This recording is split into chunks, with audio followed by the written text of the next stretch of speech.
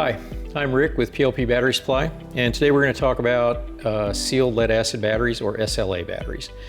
Got a few of them here, just some samples, and the first thing I want to do is talk about some of the confusion that there is among the terminology with these things. In the past, people used the term gel cell pretty frequently to refer to these.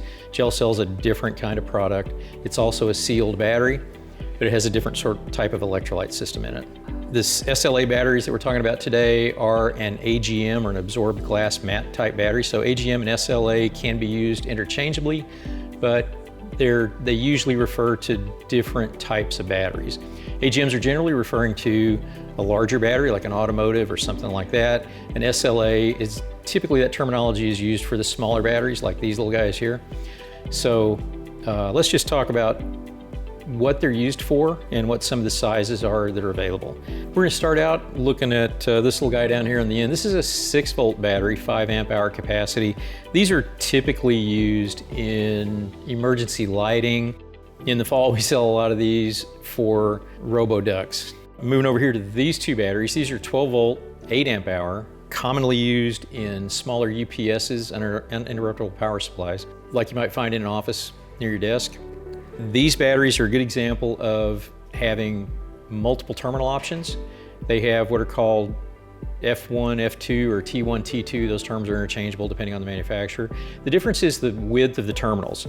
If we look at them side by side, the T1 or F1 terminal is a 0.187 width, and the T2 or F2 terminal is a 1/4 inch width. So you got basically a 3/16 smaller terminal or a 1/4 inch larger terminal.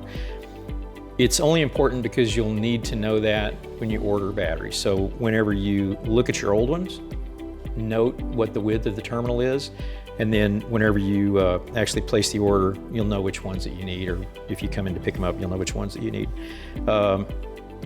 That's the only difference in these two batteries. Other than that terminal, these are identical. So they have the same capacity, work in all the same applications. It just depends on how you need to hook them up. And those are, in both of those cases, those are just push-on terminals. This battery here is a 22 amp 12 volt, larger size, used also in UPS systems that are larger, and they're also very commonly used in jump start boxes, the portable carry-around type, the ones that might weigh around 25 pounds. This is the battery that's typically in those. This has yet another kind of terminal on it. This is an internal threaded terminal. These are also available with a lug type terminal with a bolt that goes through it, or a flag type terminal with a bolt that goes through. Many of these batteries have multiple terminal options, and that's the only thing that distinguishes them. Going up to this battery here, this is a larger 12 volt, 35 amp. This is essentially a U1 size battery. It's the same thing, same physical size as a common garden tractor battery. In an SLA, this is typically used in mobility scooters and wheelchairs. There are other applications for it, but that's the most common. These have good capacity in terms of their ability to run those sort of scooters and wheelchairs for longer run times than you would find in the smaller batteries. So all of these batteries have the same internal style of construction. They are a lead acid. They have positive, negative plates in them, just like any other lead acid battery, but they don't have free acid. They're not a flooded cell. The acid in these is absorbed into the separators between the plates and the plates themselves. That makes them maintenance free. They are sealed, but they are actually vented, if that makes any sense. They have pressure relief valves in them, so that they can't build up too much internal pressure, but they won't leak. So you can actually, if these things were to become broken,